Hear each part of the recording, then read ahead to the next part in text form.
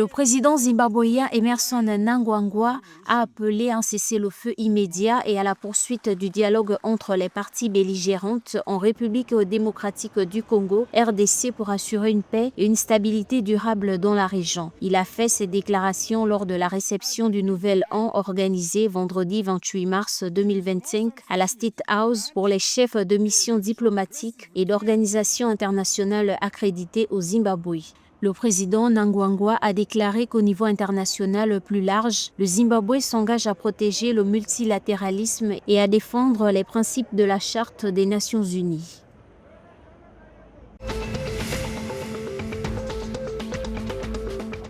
Le produit intérieur brut de la Namibie est passé de 155 milliards de dollars namibiens en 2023 à 157,4 milliards de dollars namibiens en 2024, soit une augmentation de 3,7% en glissement annuel. L'information émane des comptes nationaux annuels de l'Agence des statistiques de la Namibie. La croissance a été tirée par de meilleures performances dans le secteur secondaire en raison d'une production manufacturière plus élevée et d'une demande plus forte de stockage. Toutefois, le rapport indique que même si la croissance du PIB réel reste prometteuse, compte tenu des performances plus fortes que prévues du secteur secondaire, notamment de la construction et de l'industrie manufacturière.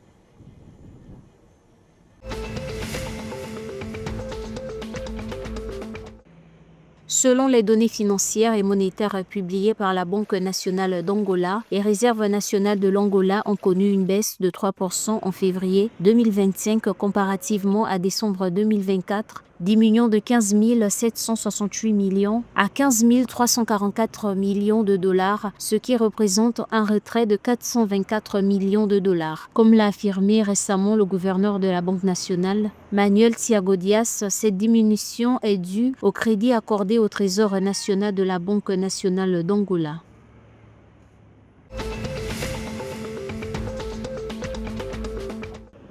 Avec une production annuelle de 4,2 millions de tonnes de déchets, le Mozambique ne recycle que 1% grâce à des réseaux informels. Dans l'optique de changer cette situation, le gouvernement mozambicain a lancé un projet de 24 millions d'euros pour investir dans 3 installations de recyclage. Selon la directrice nationale de l'environnement, les déchets dans la ville de Maputo atteignent un niveau sans précédent, avec chaque résident de la capitale produisant environ 500 grammes par jour. Les 3 infrastructures de recyclage emploieront directement 110 travailleurs sur les 3 915 personnes qui en bénéficieront directement.